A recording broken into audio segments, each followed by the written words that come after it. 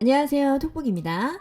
오늘은 김영하 작가의 작별 인사를 소개합니다. 소설의 주인공 철이는 어느 날 아침 조깅을 하고 집으로 돌아오는 길에 어린 직방울이가 죽어있다는 것을 발견합니다. 키우던 새는 아니었지만 발코니에 둔 새 모이통에 있는 모이를 쪼아먹던 새라고 추측합니다. 그리고 지난주 떨어진 기온 탓에 물그릇을 잠시 집안에 들여놨다가 다시 내놓는 것을 잊어버린 자신의 탓이 아닐까라는 생각에 마음이 무겁습니다. 철이는 죽은 사체를 정원에 묻어두면서 가슴속에서 치밀어 오르는 감정을 느낍니다. 어쩌면 슬픔인지도 어쩌면 죽음에 대한 두려움인지도 모를 그 감정 때문에 하루 종일 찜찜함을 느낍니다. 복잡한 감정을 느끼는 철이에게 아빠는 우주의 공간과 시간은 넘치도록 크고 황량하다고 이야기합니다. 그리고 인간의 마음도 마찬가지라고요. 20세기 후반부터 과학자들은 인간의 뇌를 곧 완벽하게 이해할 수 있을 것이라고 자신했고 감정의 비밀도 쉽게 밝혀질 것이라고 믿었지만 알면 알수록 그게 간단치 않은 문제라고요. 그래서 철이의 감정과 마음을 모를 수밖에 없지만 앞으로 많은 것을 경험하고 느끼다 보면 더 진실하고 깊어질 것이라고 이야기해줍니다. 철이는 아빠와 홈스쿨링을 하면서 대부분의 시간을 집에서 보냅니다. 학교에 가고 싶고 친구도 만들고 싶지만 아빠는 학교는 일종의 수용소라고 20세기 초반에 공장이나 교도소처럼 생긴 학교의 모습을 보여줍니다. 그리고 아침 운동을 제외하고는 웬만하면 집에 있으라고 말하는 아빠가 자신을 너무 과잉보호한다는 생각도 하지만 나라 어디선가 일종의 내전이 벌어지고 있다는 뉴스를 듣고 그럴 만한 이유가 있을 것이라고 생각합니다.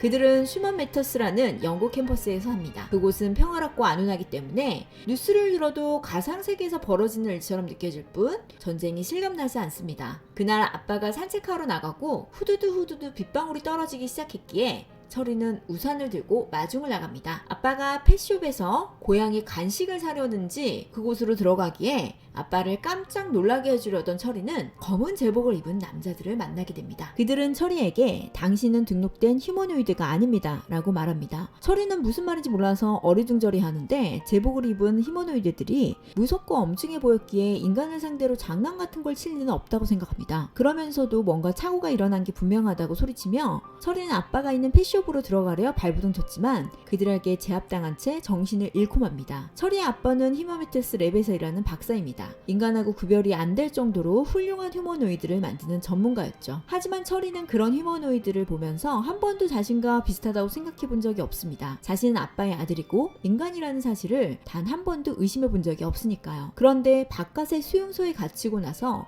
정부가 등록되지 않은 휴머노이드는 바로 압수해서 처분해버릴 수 있는 단속법을 시행하고 있다는 것을 알게 됩니다. 그 수용소에서 철이는 사용감이 많고 손목이 절단된 휴머노이드 미니와 복제인간 선의를 만나게 됩니다. 그들은 철이가 하이퍼 리얼 휴머노이드일 것이라고 말해줍니다. 그리고 그것을 숨기고 기계처럼 행동하려고 노력하라고 충고합니다. 구식 전투용 로봇에 비하면 인간의 몸은 연약하기 짝이 없으니까요. 로봇이 도심에서 테러를 일으키자 정부는 무등록 로봇들을 폐기해버리고 부품을 재활용하려 했지만 휴머노이드 권리단체들이 격렬하게 항의하여 잠정적으로 폐기는 멈추게 됩니다. 인간의 가장 가까운 친구인 의식과 감정이 있는 휴머노이드를 살해한다는 언론 보도로 인해서 유엔에서도 폐기를 반대했기에 수용소의 휴머노이드들이 넘쳐나게 된 것이죠. 철이는 깊은 고민에 빠집니다. 뇌에 뉴런 대신 회로가 있다는 차이는 알겠지만 이미 많은 인간이 뇌에 칩을 받아 컴퓨터와 연결되었고 잘린 팔다리 대신 인공 수족을 장착하여 사이보그화되고 있는데 인간이 인간답다는 것은 도대체 무엇을 의미하는지에 대해 골몰합니다. 만약 윤리성을 다 저버린 냉혹하고 무정한 존재로 살아가는 인간이 있다면 몸속에 붉은 피가 흐르고 두개골 안에 뇌수가 들어있다는 이유만으로 인간이라고 할 수 있을까라는 질문을 떨쳐버릴 수 없습니다. 그리고 철이는 아빠가 동료 박사와 논쟁했던 때를 떠올립니다. 철이의 아빠는 인간과 기계의 결합을 이상적으로 생각했고 다양한 기계를 활용하는 인간은 사이보그와 다를 바 없다고 여겼습니다. 다른 과학자들이 자신의 의식을 업로드하여 영생을 살고자 하는 연구에 혈안이 되어 있을 때 그는 외골수가 되어 눈부시게 발전해가는 인공지능을 어떻게 제어할 수 있을까를 고민합니다. 그래서 아빠의 철학을 뒷받침하는 가장 인간다운 휴머노이드, 인간의 감정과 윤리를 지니고 있는 인간의 문화적 유산을 계승해 나갈 휴머노이드를 아빠는 창조하고 싶었던 것이 아닐까? 그것이 나를 탄생시키는 근간이 되었던 건가?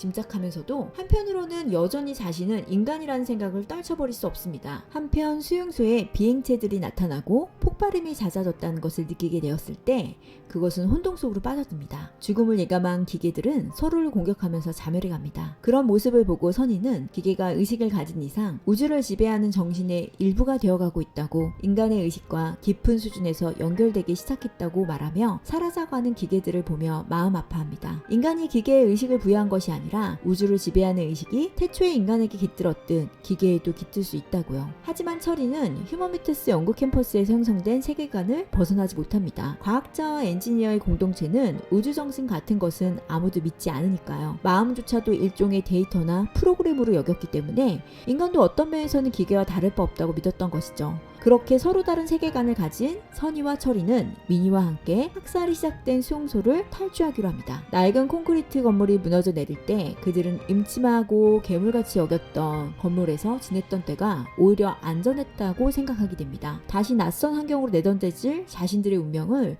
한 치 앞도 예측할 수 없으니까요. 선이는 탈주에 성공하면 가장 먼저 미니의 트라우마를 치료해주고 싶어 합니다. 버려지고 나서 입양과 파양을 반복했던 시간은 미니에게 큰 상처였기 때문에 그 모든 기억을 지우고 미니가 초기화되길 바랍니다. 자신을 잃는다 해도 그녀는 인간이든 휴머노이드든 궁극에는 우주를 지배하는 정신으로 통합된다고 생각하기에 삶이란 우주에서 아주 잠깐 의식을 가진 존재가 되어 우주정신과 소통할 기회를 얻은 것이라고 말합니다. 언젠가는 우주정신의 총합이 되어서 의식이 살아있는 지금 각성하며 살아내야 하고, 개개인의 의식이 찰나의 삶 동안 정진할 때 그것의 총합인 우주정신은 더 높은 차원으로 발전할 수 있다고요. 과연 철이 일행의 운명은 어떻게 될까요? 나머지 내용은 독서를 통해서 확인해 보시는 즐거움을 느끼시길 바라겠습니다. 이제부터는 제 감상평을 말씀드릴게요. 뇌과학, 나노공학, 생명공학, 컴퓨터공학 등의 융합 연구로 이미 인간의 뇌가 컴퓨터와 연결되는 세상이 열리고 있습니다. 미국의 뉴럴링크는 최근 원숭이의 뇌에 전극을 삽입해 컴퓨터와 연결하는 실험에 성공했고, 인간의 뇌에 칩을 이식하고 컴퓨터와 연결하는 연구도 진행 중입니다. 이런 연구가 거듭된다면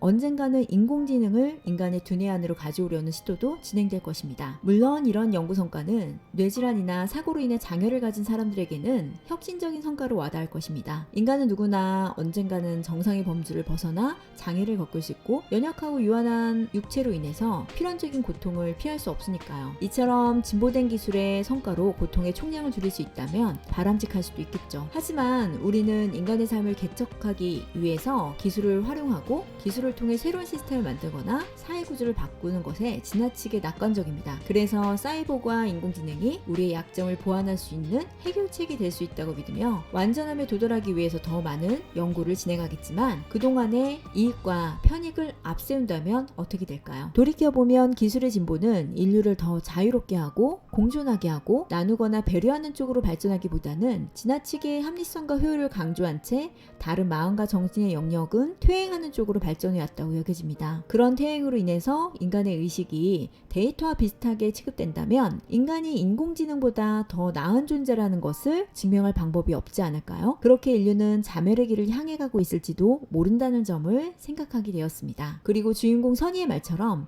우주에서는 먼지에 불과한 우리가 찰나의 삶 동안 의식을 가지고 살 수 있는 행운을 누리고 있다는 것이 어쩌면 효율적인 성과나 결과보다 중요한 것은 관계 안에서 어떻게 공존하고 어떤 의미를 나누고 어떻게 기억되고 어떤 그리움으로 남을지에 대한 중요성을 생각하게 합니다. 그래서 의식이 사라져 개개인이 인류의 작별을 고하더라도 마음속에 품고 갈 수 있는 그리운 것이, 그리운 존재들에 대한 정신이 나중에 우주정신으로 통합된다면 그것이 진정한 의미의 영생일 수도 있겠죠. 인간의 마음, 의식, 정신의 영역이 인공지능의 데이터와 다를 수도 같을 수도 있습니다. 아직 명확하게 과학적으로 설명되지 않은 영역이 더 많기에 다양한 해석과 상상은 가능해야 한다고 생각합니다. 그래서 철이가 선의와 나눈 온기를 기억하며 우주는 생명을 만들고 생명은 의식을 창조하고 의식은 영속한다던 선의의 말을 믿고 싶어 했던 그 마지막 순간이 마음에 남습니다. 인간이 떠나도 우주 어딘가에 우주정신으로 연결될 수 있다면 너와 나의 경계는 사라지고 작별도 의미가 없어질 테니까요. 우리를 떠난 그리운 소중한 사람들도 그렇게 우주 어딘가에서 영생하길 진심으로 바라게 됩니다. 인공지능, 로봇, 뇌과학을 소재로 한 소설이지만 인간의 본질 본질과 마음의 영역에 대해 성찰하도록 하는 작별 인사는 과학과 인문학의 융합을 시도한 공상과학 소설로 융합적 사고를 키울 수 있도록 도움이 되는 책입니다. 어쩌면 우리 모두의 의식이 통합될지도 모르는 우주정신에 대해서도 사색해 볼 수 있는 즐거운 시간이었습니다. 여러분에게도 그런 즐거움을 선사해 주길 바라겠습니다. 여러분을 응원하고 위로하는 톡북이었습니다. 다음에 또 만나요.